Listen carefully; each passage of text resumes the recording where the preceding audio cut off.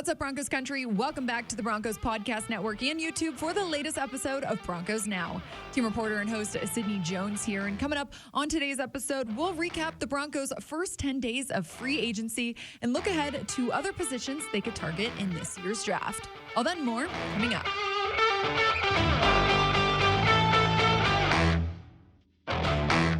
For today's episode of Broncos Now, we've got fellow team reporter Phil Milani here in the Broncos podcast studio with me. Phil, thanks for coming on the show again today. Sid, thanks for having me. Always a pleasure. Yep, it's always a good show. Always a good week when you're on, Phil. Yeah.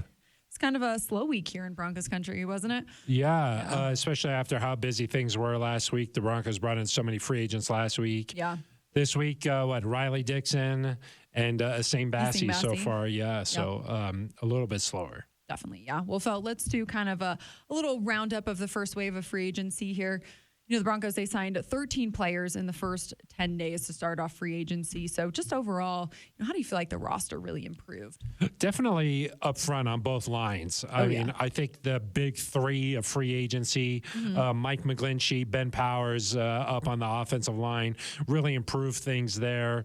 They brought in Samaje Perine. Yeah. It seems like this team wants to run the football. You know, that's what those moves suggest to me. They're going to be a lot better up front there with those two offensive linemen. And then on the other side, Zach Allen coming in. Draymond Jones leaves. Zach Allen comes in. He's a up-and-coming kind of player, it seems like to me, very familiar with Vance Joseph. And it just feels like the priority was both the offensive line and defensive line. You know, they brought in some other guys here and there, but it feels like that Chris Manhertz, the tight end that came in, he's a run-blocking tight end. Right. It seems like they got some physical guys, some bigger, some athletes. Yeah, some big guys. Yeah, you're right. I mean, I interviewed Mike McGlinchey last week. I mean, the guy is huge. Bill, and you're really tall. And I was like, looking up at him like that. Yeah, exactly. So this team is a lot more physical right now than they were a couple of weeks ago. Definitely, Phil. Yeah. You know, what do you think are the Broncos, remaining free agency targets or needs? You know, the team definitely added a lot of talent across the board, but, are there any other free agents out there you think the Broncos could target? I think that, there's still a couple of areas of need, whether they go through the draft or free agency for those. We'll have to pay attention to that. There's still a lot of free agents that are out there that, people only pay attention to that first wave. But, as we get past the draft here and then closer to the start of the season, there'll still be a lot of moves that are made across the league. But I think a couple of areas that they still need to address, edge rusher. Right now it's Randy Gregory, Baron Browning as the presumptive starters there. Right. I could see them maybe trying to find a free agent there if they could. Maybe some more O-line depth. All across in different positions there, maybe at center, some depth there. Definitely need some depth there. Yeah. And then I do think they need some sort of an offensive weapon, whether that's still a couple of guys who are left in free agency or in the draft, maybe a little bit of both. Right. I could see them doing that where they just need some more playmakers, I think. And obviously the wide receiving group, that room is getting a lot of attention. Yeah.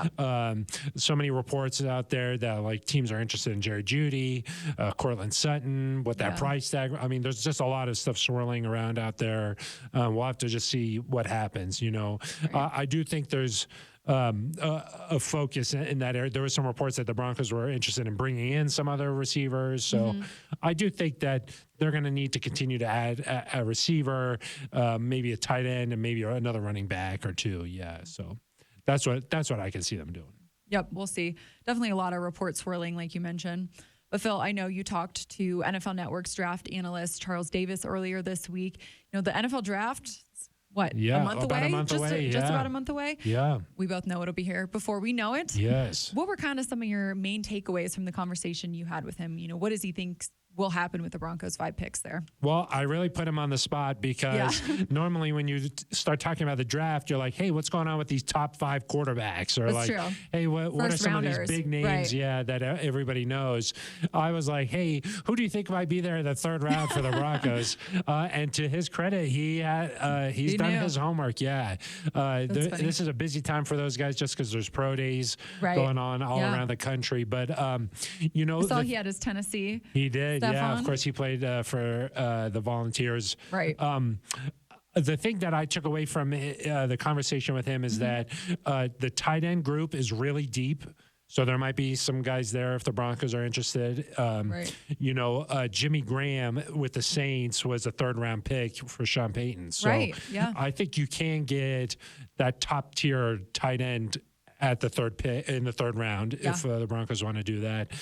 He said that running back is really deep.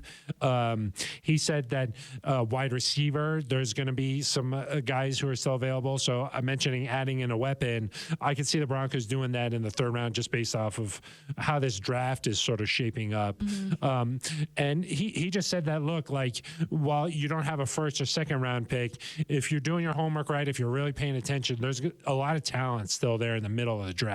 Definitely. So the Broncos are going to be able to find some guys who should be able to play as rookies. You know, Damari Mathis last year was a 3rd round pick. Quinn Miners was a 3rd round pick. Played a little bit as a rookie.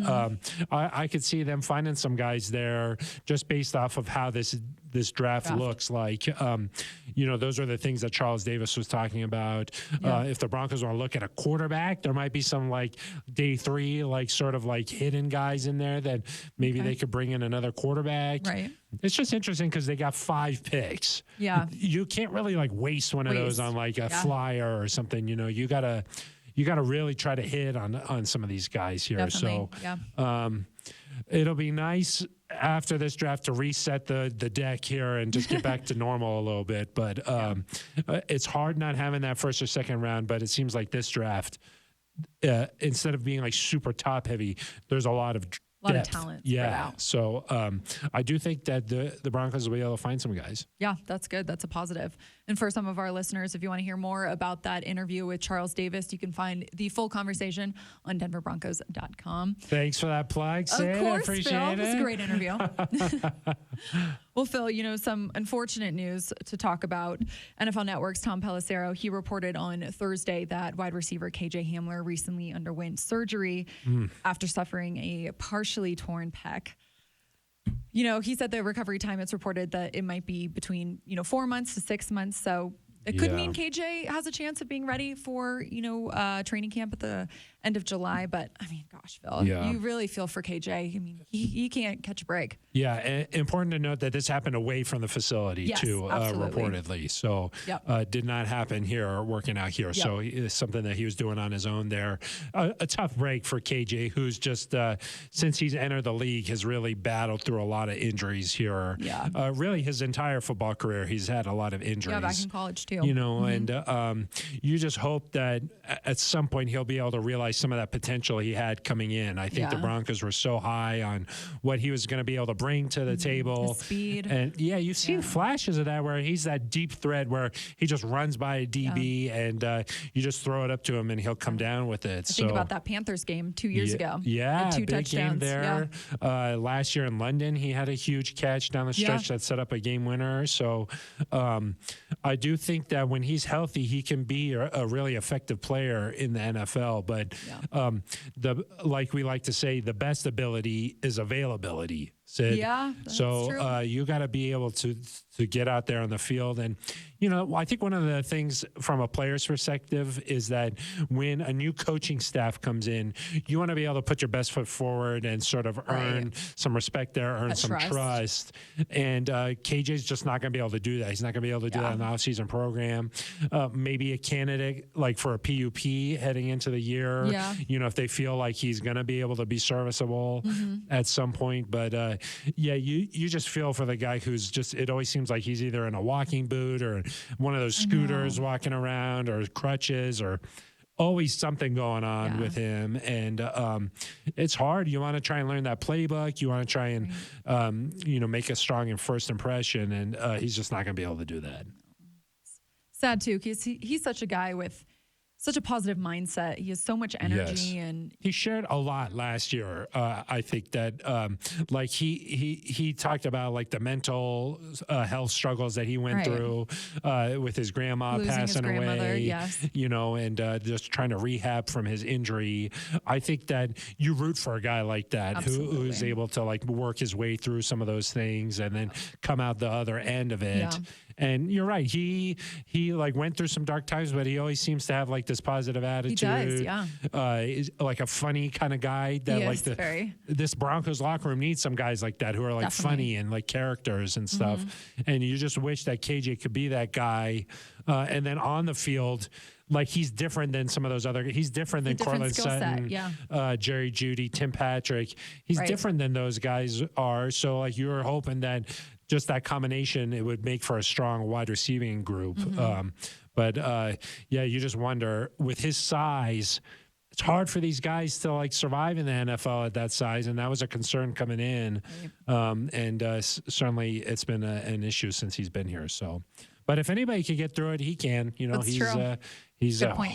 Phil. He's hardened. So, well, we are hoping for a speedy recovery for KJ. Yes, most definitely. Any more news, as the weeks go on? Of course, the annual league meeting coming up next week. So Phil, you will be down there in Arizona. Be down there. So sure to try and talk to some Broncos leadership, and get some ideas on the state of the organization and that kind of stuff going on next week. So I'm sure next week's episode will be jam-packed. Oh, yeah. We'll have a lot to talk about. Yes. And Phil, you'll be on again. Okay, that's a surprise sneak. Yeah, no, of course I will be. Yeah.